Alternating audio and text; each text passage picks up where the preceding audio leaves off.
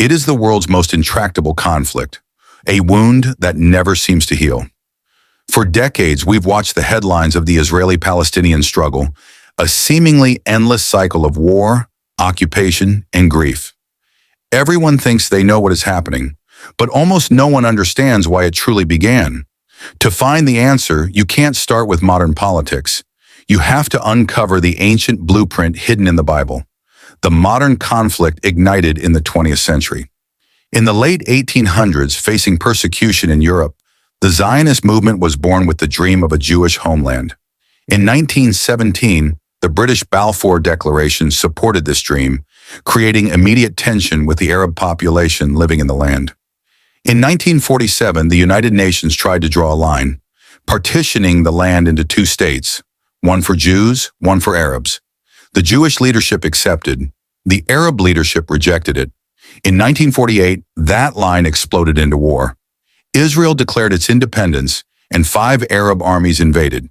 Israel won, but over 700,000 Palestinians were displaced, creating a refugee crisis they call the Nakba, the catastrophe that has never been resolved. Then in 1967, the Six-Day War redrew the map again, leaving Israel in control of the West Bank, Gaza, and East Jerusalem. This began the military occupation that defines the conflict to this day.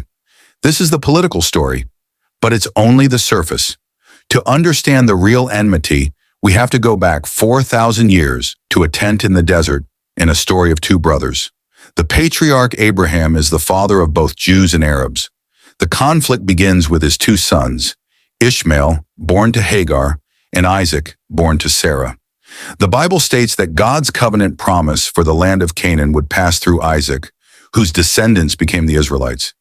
This divine promise is the bedrock of the Jewish people's claim to the land. But Ishmael, the traditional ancestor of the Arabs, also received a divine promise, that he too would become a great nation. The stage was set for an eternal rivalry over heritage, blessing, and one sacred piece of land. This ancient blueprint makes modern events look shockingly different. For many who see this through a biblical lens, the rebirth of Israel in 1948 after 2,000 years of exile was a direct fulfillment of the prophet Ezekiel's vision of dry bones coming back to life. And the modern struggle over Jerusalem was also foretold. The prophet Zechariah wrote that in the last days Jerusalem would become an immovable rock and a cup of trembling for all surrounding nations. Today, Jerusalem remains the single most contested city on earth, the epicenter of global tension, just as the prophecy described. So how did Israel and Palestine become enemies?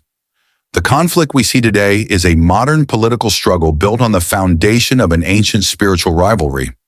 It is the continuation of a 4,000-year-old family feud over a divine promise and a sacred inheritance. This is why the conflict feels so unsolvable, because its roots are not in parliaments or on battlefields, but in the pages of the Bible itself.